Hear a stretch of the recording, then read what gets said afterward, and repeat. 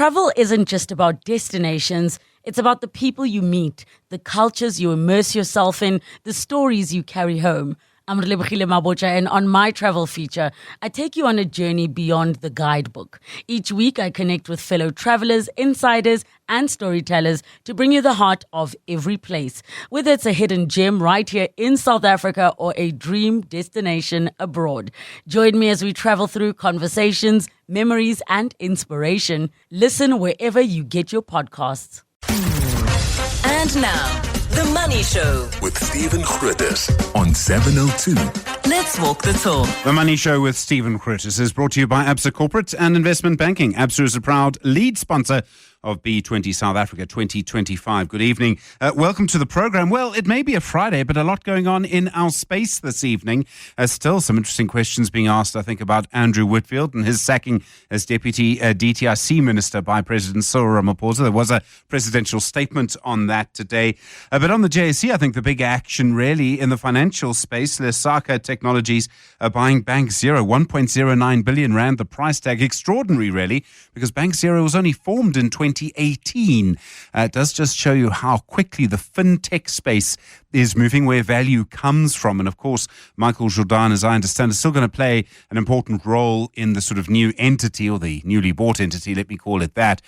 He's been someone who we've been reporting on for many years, from when he was when he was CEO at FNB, someone who really does know how to make things happen. It's very, very interesting. He'll be one of those people that you'll see books written about in the next couple of years. Other, of course, conversations underway at the moment, and the US market's heading for record highs. You heard from Graham Kerner last night. He suspects that, in fact, risk has not been properly factored in if you consider all the variables that we're seeing at the moment. Well, we'll ask Zwelaka Mnguni if he agrees with that in a couple of moments. More to come about rare earths as well. Good to hear from you this evening. 011-883-0702, 021-446-0567, and voice notes tonight on 072-702-1702. The Money Show with Stephen Grootes, live on 92.7 and 106 FM. Streaming on the Prime Media Plus app and DSTV channel 856. Well, confirmation today, Bank Zero is being bought by Lesaka Technologies. Bank Zero, famous for offering accounts and transactions at no cost. Lesaka Technologies provides fintech services for people it describes as underserved. Arthur Goldstruck, the founder of Worldwide Worx. Arthur, good evening. There are so many interesting features to this, but Bank Zero, formed just 7 years ago, now worth R1 billion. The sector really is moving very quickly. Good evening, Stephen. For sure, the acquisition is such a landmark. You could call it a rand unicorn. A unicorn being a company that's value or startup that's valued at $1 billion, but R1 billion isn't too shabby. But it's also a sign of the times. And when you look at it, a bank with no physical branches and a zero-fee model, you realize that innovation is not about what's in the building anymore. It's about the technology, but it's also about the data that you're able to put together, and ultimately it's about trust. And I guess you needed someone like Michael Jordan to create that level of trust that would convince people to join the bank. I mean, there was a time when banking was a bit boring. You just had a couple of accounts. You might have a current account, a mortgage, a credit card. Now there's so many more services. I mean, this is one aspect of our lives that has changed within the last 20 years incredibly quickly. It's astonishing because your account is no longer something that the bank manages. It's like an ecosystem almost. And your phone is your branch. And it's also your bank manager. It's also your budgeting coach. And ultimately, it's also your AI assistant. That's how it's going to be playing out in the next few years, where your bank account actually tells you what to do with it or how to manage it. So we're going to see banking move from being something that people do to something that adapts to them. So, I mean, what does the bank of the future look like? Does it look more, clearly Lesaka believes it looks more like Bank Zero than anything else. To some extent, I would tend to agree, but there's certain things that are unique about Bank Zero. And one of them is that they were able to leverage their own capital. They didn't have to bring in institutional or private equity. And they didn't pay themselves in terms of the founders of the bank for the 8 years of creating and building the bank. So that's the one side. The other side is that there's no legacy technology. I was actually chatting with Michael earlier today, and he says the legacy business model is something that they were able to escape. So they could make banking free, yet still become a profitable business. So that's where they are now. But in the next 5 years, I think you're going to see changes in banking that will make the last 10 look slow. AI is obviously going to play a major role in that. But we're moving into an era of hyper-personalized finance. And that means that every single individual will have a different experience of their bank account. So, I mean, hyper-personalized finance, AI, presumably still done on a phone or a device very like it. But, I mean, I would say how much more can humans do with money? But, golly, probably quite a lot more. Well, one of the things that we'll also see changing is a shift in the traditional roles of banks. In the past, a bank competed with a bank. And a lot of people are still making the mistake of thinking that Bank Zero is competing with other banks. They're not. They see a data-driven future where they're competing with anyone who has a lot of customer data. So banks have to understand that they're competing with retailers. They're competing with telcos, with the super apps that are now emerging from all the telecoms operators. So for consumers, especially those who have been underserved in the past, this is really a transformation. It means that if you have a phone, you're going to have access to financial services and at low cost, as Bank Zero is suggesting. Arthur Goldstruck, thanks so much, founder at Worldwide Worx. 7:02. Stephen is on The Money Show. 6 to 8 p.m. Confirmation this week that the institutional investment firm Novare is spending money on the development of rare earths. They're raising $100 million for rare earths processing plants in the US and in Africa with the American firm ReElement Technologies. Derek Roper is a co-founder of Novare and the managing director. Derek, good evening to you. I mean, it's quite interesting. Until about 2 years ago, maybe even a year ago, if you had looked at someone and said to them rare earths, they would probably have looked at you funny. Suddenly, they're all the vogue, and I think many people just know that they're used in magnets, but obviously they have a lot of value. Good evening, Stephen. Yes, you're correct. I think it's really over the last 12 months that, rare earths and critical minerals has been in the news a number of times, and people realized, what important role rare earths and critical minerals play in our day-to-day lives. And I think a large part of this has been because of the control of China over the production and refining of these materials. And due to the geopolitical issues in the world, specifically around tariffs, and then specifically about rare earths and supply chain. So yes, you're correct. It's only, in the last 12 months that, the global, has become aware of how critical this is and what important impact it's got on the supply chains.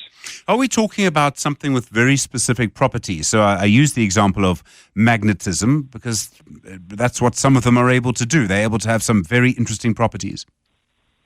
Yes, definitely. So these are very, it's actually, metals or materials that's in abundance in the global crust. And it's critical and used in many aspects of our lives today. The problem with it today is, it's not that it's not abundant around. It's more the refining of that and the processing of that is controlled by China. So you are investing in a processing plant in Indiana in the US. As I understand it, the US has been dependent on China for rare earths, which presumably means at this stage they aren't able to supply many of their own needs. So why the processing plant in the US? What am I missing? So, Stephen, yes, I think what we're really investing into is the technology that ReElements has developed with Purdue University in the US, which is very unique and novel and groundbreaking. So we are investing into ReElements in the US basically to tie them into the African operations that we are in the process of developing with ReElements. So our big focus as Novare is really to bring the technology of ReElements to South Africa and Africa to develop these refining and processing facilities in South Africa and other parts of Africa. South Africa has got huge amounts of rare earths and critical mineral resources. However, there's no refining or processing in South Africa. So the main purpose of our investment is to bring this technology of rare elements to South Africa and to develop refining plants in South Africa to be able to produce these materials on home soil. At this point, do we know where in South Africa they might be, where mining operations would be, hopefully in the near future? So, Stephen, very interesting. There are many mines already producing these materials. As I said to you, it's abundant, and a lot of these materials are side products of many mines in South Africa already. So there are already a number of mines in South Africa where these rare earths are actually mined as part of other mining operations. So we're looking at establishing a plant in Gauteng specifically, where we will then bring materials or rare earths or other critical minerals from different parts of South Africa or even Southern Africa to this plant, and using the rare element technology then to do the processing and the refining. Thank you very much indeed. Derek Roper is the co-founder of Nomare and the managing director there. The Money Show on 702. Monday to Friday, 6 to 8 p.m. There was confirmation yesterday from the Minister of Electricity and Energy, Hossein Sormakgopa, that Cabinet has agreed to draw up a plan that will help to keep smelters in South Africa. Smelters use an unbelievable amount of electricity. Essentially, it would seem to mean that smelters might have to be subsidized to remain in South Africa. Several have already been closed just this year alone because of the high cost. Cabinet also wants to institute an export tax on raw chrome. Chris Yelland is a managing director at EE Business Intelligence. Chris, good evening. This is such a curious question because from what you've published and what you've said, it seems almost that we're subsidizing smelters already. Some of them seem to be paying a lot less for electricity than even other industrial users. Yeah, it's not what I've said. It's what a study by Meridian Economics, a highly respected economics advisory company, who've done an analysis of this subject. Yes, energy, certain, very limited number, but certain privileged energy-intensive customers, like the aluminium smelter, Hillside Aluminium Smelter of South 32, get electricity at significantly lower than other similar industrial companies. Companies like, for example, Sasol or mining companies pay what is known as the Megaflex tariff, whereas Hillside, it's been shown by the study by Meridian, get a price discount of effectively 50%. And the question is this justified? Of course, there are certain benefits that a large user like that provides, Eskom. The question is the discount realistic or not? It's a huge percentage. I mean, over the life of Hillside, it's sort of 50% of their electricity cost, which is their pretty much most of their cost. Does this mean that they're getting a much better deal than people who are in direct competition with them, or just a much better deal than other people in industry? Well, look, Hillside Aluminium is the only aluminium smelter in South Africa. So if you're talking about a direct competitor, another aluminium smelter, well, there are no other direct competitor. But in the alloys business, there are a number of producers of ferrometals and alloys, and some of them receive this special pricing agreement, known as NPAs, negotiated price agreements with Eskom, and they have an advantage. So, for example, ArcelorMittal, to my knowledge, does not have a negotiated price agreement. They are a steel producer, but other smelters do. So, I suppose, yes, in some circumstances, there are direct competitors that do not get this subsidy. Do we know how some got subsidies and some didn't? I mean, this is a fascinating question, and I'm sorry to be so cynical, but I've learned to be more and more cynical over my years. I mean, do we know? I mean, has it always been that we know some people have had agreements like this and some haven't? Yes, the special pricing agreements or negotiated price agreements that South 32 has date back decades. To the days of BHP Billiton, when they negotiated a special pricing agreement, and they had it. There are other companies. I think Anglo-American Scorpion Zinc at one stage has a negotiated price agreement. And in the last few years, several more companies have basically approached government or the regulator or Eskom and said, listen, if you don't give us a special price of electricity, we're going to close down. And so it's about using one's muscle, one's weight, lobbying hard, and almost holding the country to ransom in the sense that if you don't give us a special pricing agreement, unfortunately, we will not be competitive. We'll close our business. There will be loss of jobs, and we'll walk away. So I think the companies that are the most under pressure, have approached the authorities to try to negotiate a special pricing agreement. So the argument from government is that smelters create jobs, that without them we are deindustrializing, and I mean we have been deindustrializing, that in some way, even if it means government or the rest of us who pay for electricity have to subsidize these smelters, we are subsidizing jobs. I mean, does that work economically? I realize it's a very big question, but that is surely going to be the argument from government. Let's just look, for example, at the aluminium smelting industry. They are a huge user of electricity. In fact, they use more than 5% of all of South Africa. One aluminium smelter, Hillside Aluminium, uses about 5.5% of electricity generated in South Africa. They're not a big employer. These are highly automated, energy-intensive industries. They are not labor-intensive at all. So in my article, I mentioned some figures about how many people they employ. I haven't got it right in front of me, but it's probably less than 2,000 people.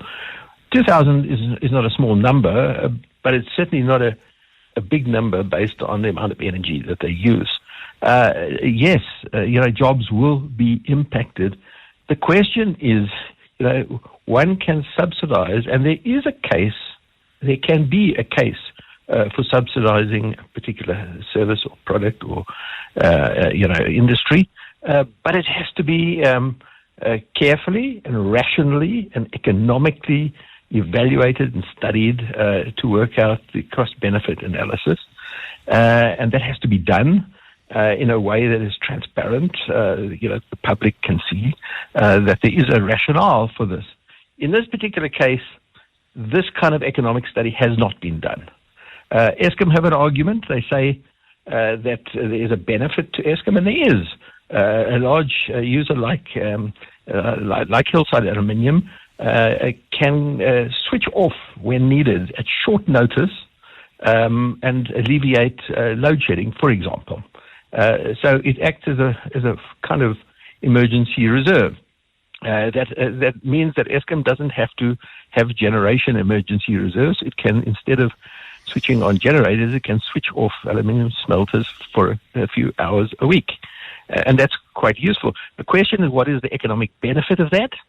And is the economic benefit commensurate with a 50% discount for electricity over 10 years that is effectively subsidizing them by billions and billions of rands? So one's got to look at the economic balance, and the study by Meridian Economics shows quite clearly that there are other options besides the shedding of load from Hillside, for example, through battery energy storage systems, that could be done at a fraction of the price. So the question is, are we using the most economic way of solving a particular problem? So you've got to look at the economic benefits and the costs, and is that the right? Is that discount the right discount? Is a 50% discount the right discount or not? Chris Yellen, thank you so much. Managing Director at EE Business Intelligence. The Money Show. The Market. Zwelaka Mnguni is the Chief Investment Officer at Benguela Global Fund Managers. Zwelaka, good evening. Bank Zero and Lesaka, it does show you how quickly the space has evolved. No, certainly. I think we are seeing things moving fairly fast for that Bank Zero. I think we will see how these digital banks actually take off in the coming months and years. But I think the model of not having branches and moving digital, I think it's quite a significant model. US markets are moving towards record levels, past record levels actually, on some metrics in the US. And we had Graham Kerner speaking in the slot last night. He said that in his view, and I mean, very, very intelligent people can argue a lot about this, but he said that he doesn't think the US markets are properly pricing in risk. The way he sees the world, it's just not sort of valid. How do you see it? I mean, do you agree with him? I'd say partially agree with him. I think that the big component of that market not pricing risk properly is in the tech sector. So if you look at the equity risk premiums in the tech sector, they are actually negative at the current moment. Compared to some other sectors, it's actually positive. And I think if you look, the consumer sector and the financials are being valued almost as if things are going to continue economically being strong. But if that doesn't materialize, I think the risk is there as well. But broadly speaking, the risk is more on the tech sector valuations. So in other words, I mean, they're at such high multiples right now that they could disappoint just a little bit and there'll be a huge response. Absolutely. I think that's the biggest risk for the tech sector. And from an economic perspective, the consumer-related stocks and the financials could also be affected by that. Oil prices, it's been interesting. Oil prices have been at pretty much the same level for the last 3 days after everything that happened in Israel, Iran, and the United States. They've gone back to, let me just say, kind of normal very quickly and stayed there. Yeah, I think the war premium is out of the price. I think we touched 73, and then we pulled back to between 66 and 67. I think the bottom line is that with the Strait of Hormuz being open, I think that war premium is out of the way. But I think there's still quite a bit of risk. We could see that the war flare up again between Israel and Iran. So that there could still be risk, but I think the current level is probably going to be a level that can be sustained if there's no war. Zwelakhe Mnguni, thanks very much indeed. Chief Investment Officer, Benguela Global Fund Managers. You're with The Money Show, just gone 6:30. You know what they say, the grass isn't always greener on the other side. But one of the joys of travel is getting to experience other people's grass and how it grows. Sometimes it just makes us appreciate our own lawn back at home so much more. Sometimes it inspires us to redesign our garden. But either way, I think the very act of travelling changes us every time. So if you've got a case of the wanderlust and you want to get some inspiration for your next trip, join me for Wander the World, a collection of some of my favourite travel conversations. Whether we're scuba diving in Papua New Guinea, motorbiking through Armenia, or taking a short left to find the biggest pumpkin in the Overberg, join us as we explore destinations near and far with the help of fellow travellers and adventurers. You'll find the podcast on Prime Media Plus or your nearest podcatcher.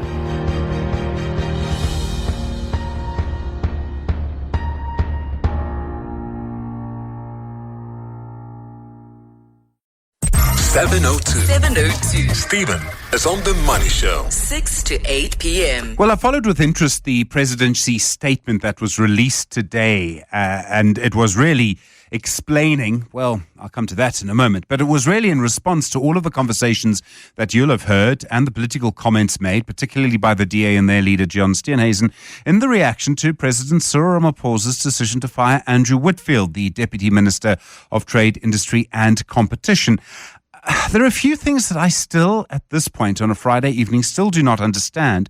The first, of course, is that if the trip that the presidency says was taken without permission, and I don't think there's a dispute about that, but more on that in a moment too, if that happened several months ago, why only fire him now? This is surely the biggest mystery of the whole thing, is that if he was fired for doing X, why wait 3 months and then fire him? Why not fire him immediately? What happened on Thursday that meant he could be fired, that meant he could not have been fired on Wednesday, if you catch my drift? To add to that, if you could tell us on Friday why someone has been fired, why couldn't you tell us on Thursday when they were actually fired?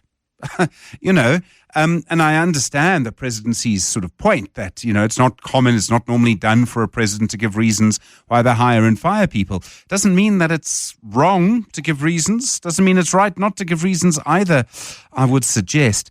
Underneath all of that, if you listen to Andrew Whitfield, and he gave an interview, I think he gave one to Mandy Wiener earlier today, but he also spoke to John Perlman yesterday on 702, and he sort of made the point that he had asked for permission and then followed up every day for 9 days to get no response. Okay, I mean, that after 9 days kind of strikes me as a bit rude. Maybe it's just me, but there's something else going on here. I don't know what. I have no idea what it could be. I do just still, at this stage, have several questions because some of it just doesn't seem to add up. I still don't get why you'd fire someone now for what they did back in March. 702. Stephen is on X. At Stephen Grootes. On your next Money Show, Zildula Granji, the former private secretary to Nelson Mandela, now an international speaker, joins us to tell you how she makes her money. On the Business Books feature, we catch up with Professor David Kinley, a leading global expert on human rights law and corporate accountability. His new book is called In a Rain of Dust, Death and Deceit and the Lawyer Who Bust Big Asbestos. We'll also analyse all the top business news of the day. The Money Show. The Friday File. The Friday File. So I don't know if you have pets and where they sleep at night. I think most dogs in South Africa probably sleep outside, maybe on the stoep. Some dogs sleep inside. Some sleep in the main bedroom if they're lucky. Some, I'm told by some younger people in my family, even sleep on a person's bed. There's been a huge change in the pet market, if I can call it that, over the last few years. And in fact, at the moment, there's a massive war going on between some of our major supermarket chains. They've started or simply bought out pet food chains because they sense that people are spending a lot more money on animals. Dion Chang is the founder of Flux Trends. Dion, good evening. It's actually quite extraordinary. I mean, 20 years ago, a dog was a dog and it was lucky to sleep in a kennel. Now a dog is a fur baby. People actually use that phrase. It's astonishing how much it's changed. Good evening, Stephen. Thanks for having me. Yes, the booming pet economy is a thing, and it's been booming for quite some time, and it just is not slowing down. They sort of estimate the global pet economy at currently to be valued at about $300 billion. And by 2030 or so, it'll go up to about 500 billion. So it is just growing exponentially, and there's quite a confluence of reasons for this. So I think a lot of people, especially younger people, you mentioned younger people, sort of quite happy to have their pets on the bed, but younger people are not wanting to have kids, or there is a child free movement going around the world. The declining birth rates, Africa's an anomaly, but all of that money and love is going somewhere, and it's going into this pet economy. Well, I was going to say, I mean, in so many places, people live in single households. In other words, they live on their own. There's also much more of a virtual world going on, so you're not even going into an office necessarily. You want something around you that you can love, and that's a very human emotion. Yeah, and I think that really the pandemic sparked it. There was a huge uptick in pet adoption during the pandemic. Sadly, there was also post-pandemic a lot of people that gave up their pets as well. But sort of in the interim, things just started going, let's be diplomatic, a little crazy. So I've been researching, because I'm actually writing a book on this. There are jet airlines for the poochers who don't turn left on commercial airlines, and there are quite a lot of them that go on G4, G7 jets to be able to do this. There are luxury hotels that have room service menu for dogs. And Michelin star menus as well, and the services, and I also follow the money. So you mentioned the almighty battle between supermarkets and acquisitions. When that sort of thing starts happening, you start wondering what's going on. And the other indicator was that all the luxury brands have all started independent pet lines. So whether it's dog bowls carriers, poo bag carriers, you name it, anything from Louis Vuitton to Gucci has got a range of pet accessories. So I mean, a lot of human beings, and I think this is very human, will try and get their child the very best of what they can afford. And private schools in Joburg and in Cape Town have been making packets of money out of this for hundreds of years in some cases, right? People want the best. It may not actually be the best for their child, or in this case, for their dog. But they're translating that into pets, aren't they? They're saying, well, this is the thing that I love, and I'm going to get the best for it, whether it's a G7 or a G4. Yeah, I mean, to kind of check just that all my research was going on track as well, because I've written this article for your Luxury Africa, but this book is building. And I interviewed a pet behaviorist as well, just to kind of find out what her take on all of this really was. And she just said, absolutely. She said there are growing clients, her client base in South Africa, a lot of first-time pet owners who are also saying outright, I'm not having children. This is my fur child, and I will spend everything and anything I need to on my fur baby. And so you're starting to see this thing. And what was interesting when you sort of started, introducing this to the segment, I think maybe a decade ago, it was quite acceptable. Your dogs were dogs and cats were cats, and that's what they did. They were kind of service animals, for want of a better word. They were guard dogs. Cats kind of chased mice and rats and all of those kind of things. And slowly they've moved into the home. And then with that is this kind of a deep affection and bond that you're starting to develop with your pets and your animals. So it's a strange shift within the mindset of just having that dog that is there for a service to being a full-on companion. One of the strange things about this is we don't know if all of this money and the Michelin star menu, which I'm still just dealing with that in my head for a moment, actually makes the animal any happier. The dogs in my life, the one is at his happiest as he's bringing the ball back. I mean, nothing makes him happy. He smiles. And the other is just after she's been fed, literally in the 10 seconds it takes her. And it doesn't really matter what it is. The point I'm trying to make is that if you can spend all the money you like on a special marrow bone, it doesn't really mean that your animal is any happier or even any healthier. And that's something you can't really measure. All you have is I'm doing the best, therefore it must be fine. But actually the dog itself is still, just the dog. Yes, and this is what the behavioralist really clarified for me as well is if you go to the extremes of kind of dressing up your pet, so there's a spectrum of pet pampering.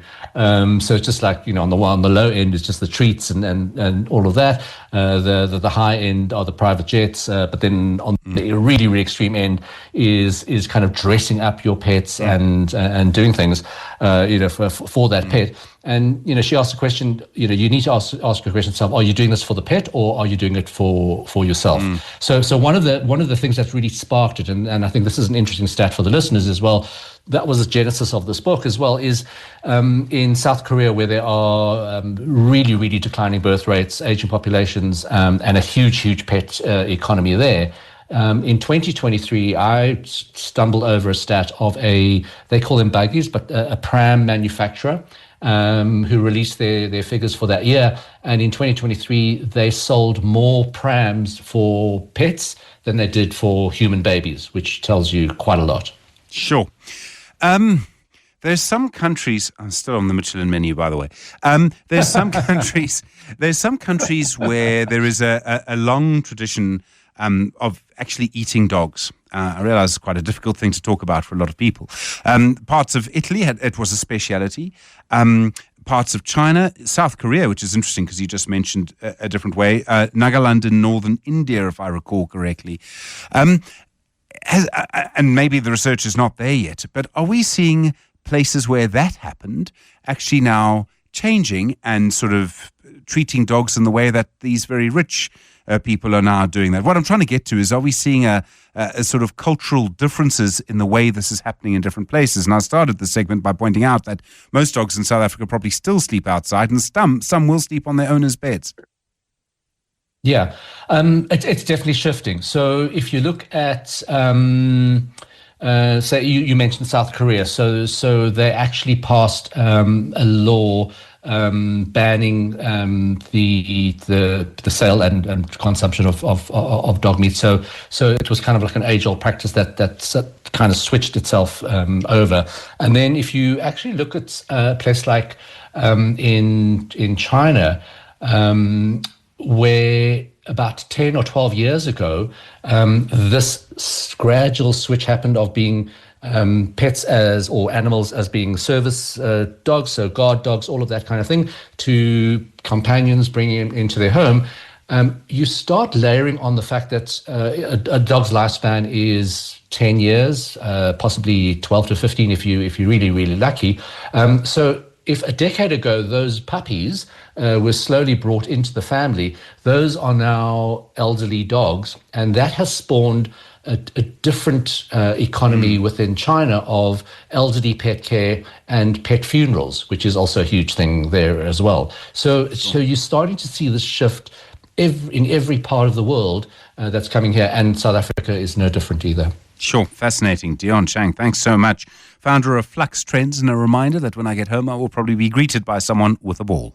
The Money Show With Stephen Grootes, live on 92.7 and 106 FM. Streaming on the Prime Media Plus app. and DSTV channel 856. All right, time for the Friday Biz Blitz this Friday. Here we go. You know how it works. We give you a question. If you get it right, we move on to the next question. If you get it wrong, we move on to the next caller.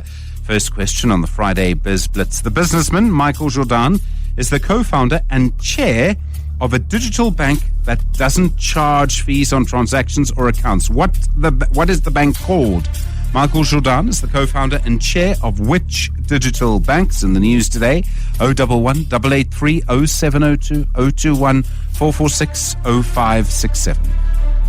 Travel isn't just about destinations. It's about the people you meet, the cultures you immerse yourself in, the stories you carry home. I'm Relebogile Mabotja, and on my travel feature, I take you on a journey beyond the guidebook. Each week, I connect with fellow travelers, insiders, and storytellers to bring you the heart of every place. Whether it's a hidden gem right here in South Africa or a dream destination abroad. Join me as we travel through conversations, memories, and inspiration. Listen wherever you get your podcasts. Stephen Grootes Taking your calls on 011-883-0702. The businessman Michael Jordan, the co-founder and chair of which digital bank that doesn't charge fees on transactions or accounts? That is the number. First question on the Friday Biz Blitz this evening. Let's go to Mandla in Rosebank in Joburg, I'm guessing. Mandla, hi. Hi, Bank Zero. It is Bank Zero, Mandla. Okay. And yesterday, Lesaka Technologies has bought it for just over R1 billion. Okay. Second question on the Friday Biz Blitz, Mandla. Here we go. After more than 3 decades shaping global fashion trends, which legendary let me start again. Anna Wintour is stepping down from her role as Chief Content Officer at Condé Nast and Global Editorial Director of which magazine? When you think of the name, the fashion name Anna Wintour, which magazine do you think of? Vogue. It is Vogue, Mandla, yes. She's stepping down after being in charge for over 30 years. Okay, question 3, Mandla. Which tech billionaire wedding plans to wed the former news anchor Lauren Sanchez? It caused a massive protest in Venice. So which very rich person is marrying Lauren Sanchez, and that led to protests in Venice? Jeff Bezos. Yeah, Mandla, you're on a streak here, man. Yes, it is Jeff Bezos. Okay, here we go. What was the code name for the U.S. military operation that deployed massive bunker buster bombs and Tomahawk missiles to strike Iran's nuclear facilities? What was the name of the operation? Midnight Hammer. Sheesh, Mandla. This is incredible. You've been boning up. I'm just asking, did someone give you the questions? Okay, here we go. Which South African bank, it's a digital bank linked to Patrice Motsepe, is considering legal action to stop Home Affairs from drastically increasing identity verification fees? Time Bank. Oh, Mandla. Okay. Here's the last question. This is the only question I have. It's the last one, okay? The National Association of Securities Dealers Automated Quotations is commonly known by which name or acronym? National Association of Securities Dealers Automated Quotations. It's a great question. NASDAQ. It is the NASDAQ, Mandla. Congratulations. Wow.